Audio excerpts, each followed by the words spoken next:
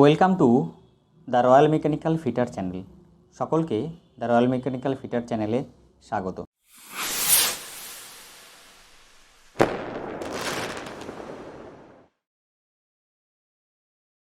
তোমরা যারা সেল ইসকো বার্নপুর প্ল্যান্টের ACTT ফিটার পদের জন্য প্রস্তুতি নিচ্ছ, তাদের জন্য আজকের এই আলোচ্য বিষয় খুবই গুরুত্বপূর্ণ। প্রত্যেকটা প্রশ্ন খুব গুরুত্ব সহকারে দেখো, আশা করছি তোমাদের খুবই উপকারে আসবে। আজকের এই আলোচ্য বিষয় হলো occupational safety and first aid. কারণ আমি আগেও বলেছি তোমাদের যে তোমরা নিমি প্যাটার্নের উপরে খুব বেশি জোর দাও, কারণ হচ্ছে নিমি প্যাটার্ন থেকে বিগত যে পরীক্ষা, কিছুদিন আগে যে একটা পরীক্ষা হয়েছিল ডিএসপির পরীক্ষা, সেই ডিএসপির পরীক্ষায় নিমি প্যাটার্ন থেকে ছবি তুলে দেওয়া হয়েছে। আর এই ছবি তুলে দেওয়ার প্যাটার্নটা হচ্ছে নিমির প্যাটার্ন। এই নিমির প্যাটার্ন থেকে প্রশ্ন হয়েছে। আমি বলছি না তোমরা এশিয়ানের বই দেখবে না, এশিয়ানের বইটাও দেখো, মিসলিনিয়াসের প্রশ্নগুলো খুব দেখো, কিন্তু ছবির উপরে গুরুত্ব দাও আর নিমির প্যাটার্নের উপরে গুরুত্ব দাও, নিমির প্যাটার্নের প্রশ্নের উপর গুরুত্ব দাও। চলো দেখি আজকের যে প্রশ্নগুলো আছে সেগুলো আমরা আলোচনা করি। Number 1, which one of the following is not the result of accident? কোনটা নট দ্য রেজাল্ট, কোনটা অ্যাক্সিডেন্টের রেজাল্ট নয়? Increase in production. Number 2, oily floor should be cleaned with, oily floor কি দিয়ে ক্লিন করা উচিত? Sawdust. Fire extinguisher should be checked, fire extinguisher কিভাবে check করা উচিত? Checked monthly. Number 4, gasoline, kerosene, paint thinner and propane are in the class of which fire? এটা হয়ে যাবে, উত্তর হবে class B fire. Number 5, which one of the following factor is responsible for electric shock? উত্তর electric shock জন্য responsible কি? High current. Number 6, dry powder extinguisher used for class D fire, dry powder extinguisher use করা হয় class D ফায়ারের জন্য। Number 7, carbon di extinguisher are used for class B fire, carbon di extinguisher use করা হয় class B ফায়ারে। ABC of first aid means, ABC এর full form, ABC of first aid mean airway, breathing and circulation. তাহলে ABC এর full form হচ্ছে airway, breathing and circulation.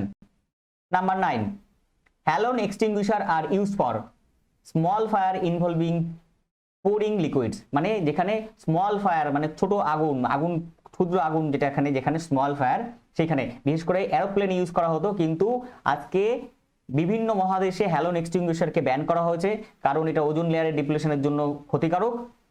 আমার fire এক্সটিংগুইশারের যে ভিডিওটা আছে সেই রয়্যাল মেকানিক্যাল চ্যানেলে, সেই রয়্যাল মেকানিক্যাল ফিটার চ্যানেলে দেখবে, তার থেকে আর তোমরা ফায়ার এক্সটিংগুইশার সম্বন্ধে বিস্তারিত আরো ভালো জানতে পারবে। নেক্সট প্রশ্ন, number 10, which colour bin is recommended for accumulating waste food? Waste ফুডের জন্য কোন ধরনের ইউজ করা হয়, কোন ধরনের বিন ইউজ করা হয়? Black. Number 11, as per 5S concept shitsuke means self discipline, shitsuke মানে হচ্ছে self discipline. Number 12, the term for shine cleanliness as per 5S concept, 5S concept অনুযায়ী শাইন ক্লিনলিনেসকে বলা হয় কি? Seiso. Number 13, which colour bin is recommended for accumulating waste paper? Answer yellow. তাহলে waste পেপারের জন্য কোনটা ইউজ করা হয়? সেটা হচ্ছে ইয়েলো মানে হলুদ। The first aid box should be properly equipped and kept in answer easy access place। তাহলে ফার্স্ট এড বক্স কোথায় রাখা হবে? Easy access place. কখনোই ভেবো না যে ইম্পর্টেন্ট প্লেসে বা রাইট পজিশন, মেশিনিং এরিয়া, এটা তো হবেই না। কারণ হচ্ছে ইজি অ্যাক্সেস প্লেস মানে যেখানে সহজভাবে পাওয়া যায়, খুব তাড়াতাড়ি সহজভাবে পাওয়া যায়, সেখানেই রাখা হয়। Number 15, benefit of 5S system. এই প্রশ্নটা ওসিসিটি বার্নপুরের ওসিসিটির যে প্রশ্ন এসছে, কিছুদিন আগে পরীক্ষা হয়েছে, এই পরীক্ষায় এসছে এবং এই প্রশ্নটা বিভিন্ন রকম পরীক্ষা আসে, তোমাদের পরীক্ষা আসার চান্সও খুব বেশি। বেনিফিটস অফ 5S সিস্টেম হচ্ছে ইনক্রিজ দ্য প্রোডাক্টিভিটিকে বাড়িয়ে দেয়।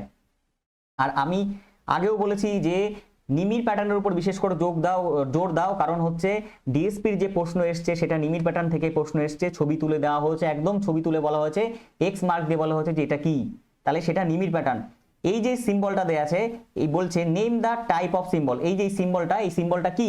এই সিম্বলটাকে বলা হয় ইনফরমেটিভ সাইন, এই সিম্বলটাকে বলা হয় informative sign. Next question, background colour of fire fighting sign, fire fighting যে সাইন তার যে ব্যাকগ্রাউন্ড কালার সেটা কি হওয়া উচিত? সেই কালার হওয়া উচিত রেড। আর তার সিম্বলটা কি হচ্ছে? স্কোয়ার রাউন্ডেড কর্নার, এরকম স্কোয়ার বক্স হবে, তার কর্নার গুলো হবে কি? রাউন্ডেড কর্নার হবে। Next question 18, white background with red border and red line through the center of the circle, এটা কি ইন্ডিকেট করে? এটা ইন্ডিকেট করে হচ্ছে প্রভিশন সাইন। কি বলছে? White background, red border, red line, red border, red line through the centre, red line through the centre. এরকম আমরা ট্রেনে দেখেছি সিগারেট ইজ প্রোহিবিটেড, যে অন্য রেস্টুরেন্টে সিগারেট ইজ প্রোহিবিটেড, এই ধরনের সাইন থাকলে সেটাকে বলা হয় প্রোহিবিশন সাইন, মানে মানা। Number 19, identify the name of the sign. এই যে সাইনটা আছে এই সাইনটা কি? ট্রায়াঙ্গুলার শেপ, তার মানে কি আমরা জানি এটা ট্রায়াঙ্গুলার শেপ মানে ডেঞ্জার। আর হচ্ছে কি এর কি ব্যাকগ্রাউন্ড কি হচ্ছে? ব্যাকগ্রাউন্ড ইজ ইয়েলো, তাহলে এটা হচ্ছে ডেঞ্জারাস কেমিক্যাল। এই যে মাথার খুলি দেওয়া আছে এটার জন্য এটা dangerous chemical. Number 20, how to identify the sign which provides information on first aid and, কোন সাইনটা আমাদের ফার্স্ট এডকে চিহ্নিত করে? Square with rounded corner and green background. Square, এই যে স্কোয়ার কিন্তু কর্নারগুলো রাউন্ড, corner is rounded and green background, এই ব্যাকগ্রাউন্ডটা হোয়াইটটা যদি ব্যাকগ্রাউন্ড গ্রিন হয়ে যায় তাহলে সেটা কি হবে? আমার হচ্ছে ফার্স্ট এইড। কিন্তু যদি এটা রেড হয়ে যেত তাহলে সেটা কি হয়ে যেত? সেটা হচ্ছে fire fighting. Number 21, fire is a mixture of, ফায়ারটা মিক্সচার অফ কি? ফায়ার কি কি দিয়ে তৈরি? আমরা আগেই জানি যে fire is a mixture of fuel, heat and oxygen. কারণ হিটটা হচ্ছে ফার্স্ট এলিমেন্ট, যেটা খুবই দরকার ফায়ারের জন্য, হিটটা হচ্ছে প্রথম এলিমেন্ট। এটাও আমার ফায়ারের যে ভিডিও দেওয়া আছে সেই ভিডিওতে দেখলে বুঝতে পারবে কোন ফায়ার কোন দেশে কোন ধরনের ফায়ার কি ইউজ করা হয়, সমস্ত রকম চার্ট দিয়ে সুন্দর একটা ভিডিও আছে, এটা দেখে নিও, আরো কনসেপ্ট ক্লিয়ার হয়ে যাবে। Number 23, which fire extinguisher filled with carbon tetrachloride and bromochlorodifluoromethane, তার ফুল শর্ট ফর্ম হচ্ছে BCF। তাহলে এই কার্বন টেট্রাক্লোরাইড আর ব্রোমোক্লোরো ডাইফ্লুরোমিথেন এইটা কোন ফায়ার এক্সটিংগুইশার আছে? Halon extinguisher.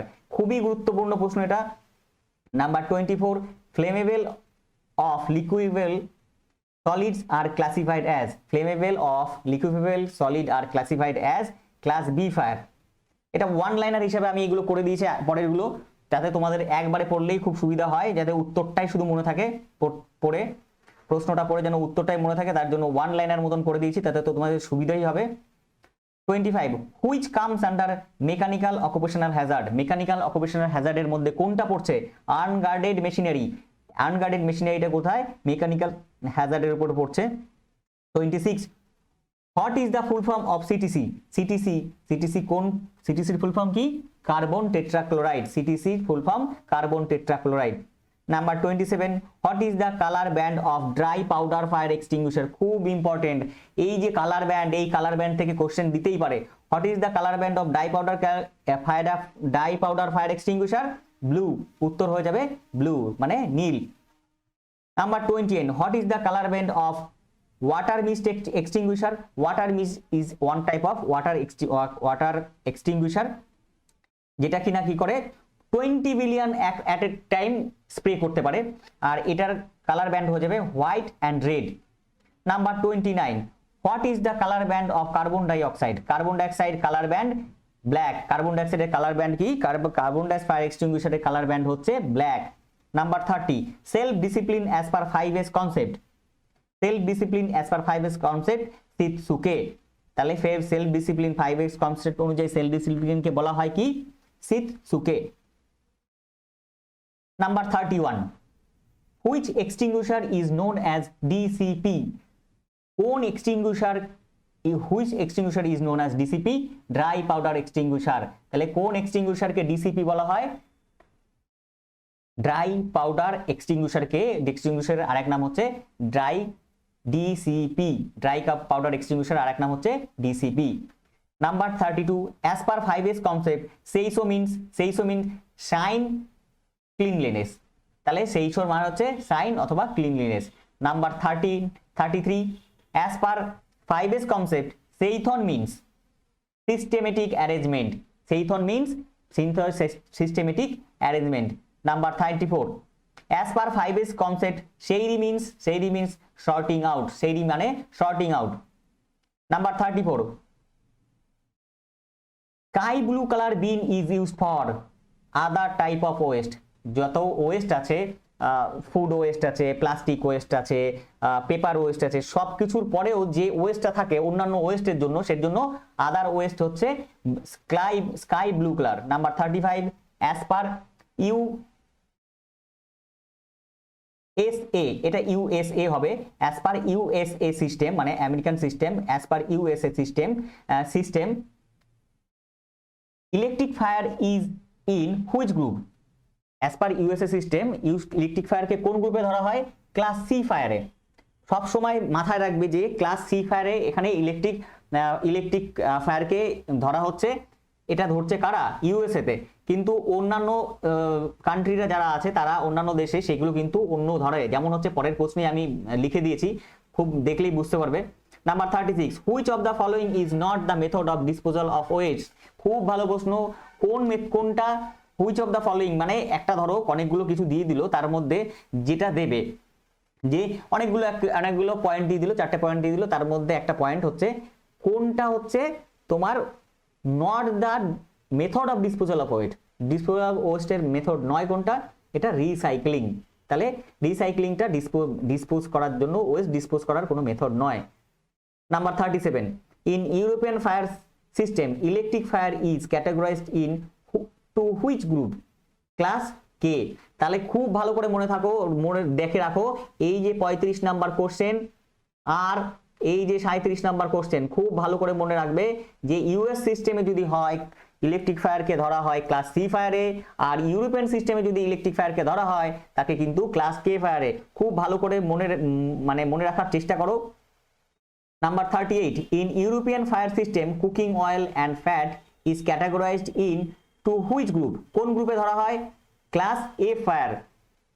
Number 39, which type of fire extinguisher is used in welding shop? Welding শপে কোন ধরনের ফায়ার এক্সটিংগুইশার ইউজ করা হয়? CO2 carbon die oxide fire extinguisher.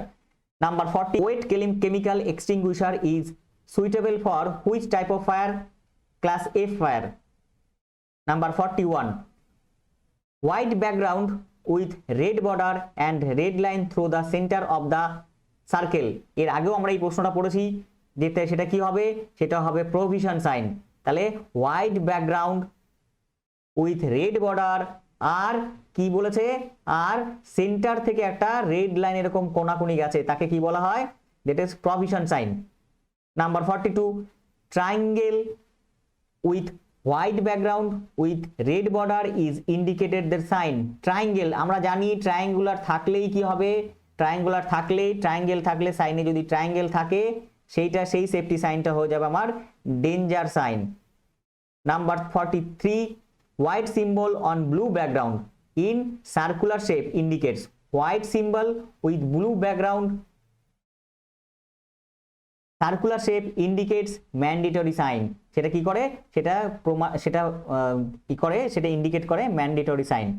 Number 44, square with rounded corner red background indicates fire fighting. তাহলে square, এই square থাকলো কিন্তু এই কর্নারগুলো কি হচ্ছে? রাউন্ডেড। এই কর্নারগুলো রাউন্ডেড। ব্যাকগ্রাউন্ডটা কি? ব্যাকগ্রাউন্ডটা হচ্ছে আমার রেড, তাহলে সেটা কি হবে? আমার fire fighting sign. Number 45, the first and most essential element that a fire needs, heat. তাহলে প্রথম first and most essential element কোনটা? আগুন জ্বলার জন্য মোস্ট এসেনশিয়াল এলিমেন্ট হচ্ছে আমাদের কি? সেটা হচ্ছে আমাদের হিট। এই ছিল আমাদের আজকের আলোচ্য বিষয়। আশা করি তোমরা বুঝতে পেরেছো। বারবার ভিডিওটি দেখো এবং ফায়ার ফাইটিং সেফটির যত রকম ভিডিও আছে, সেফটির যত রকম টপিকগুলো আছে সবকটার ভিডিও আমার চ্যানেলে করা আছে, তোমরা সেখান থেকে দেখে নিতে পারো।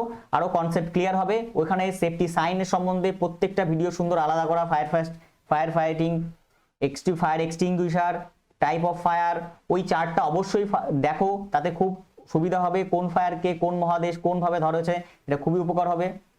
দেখা হচ্ছে তোমাদের সাথে পরবর্তী ভিডিওতে। খুব ভালো করে প্রস্তুতি নাও। সুস্থ থেকো, ভালো থেকো।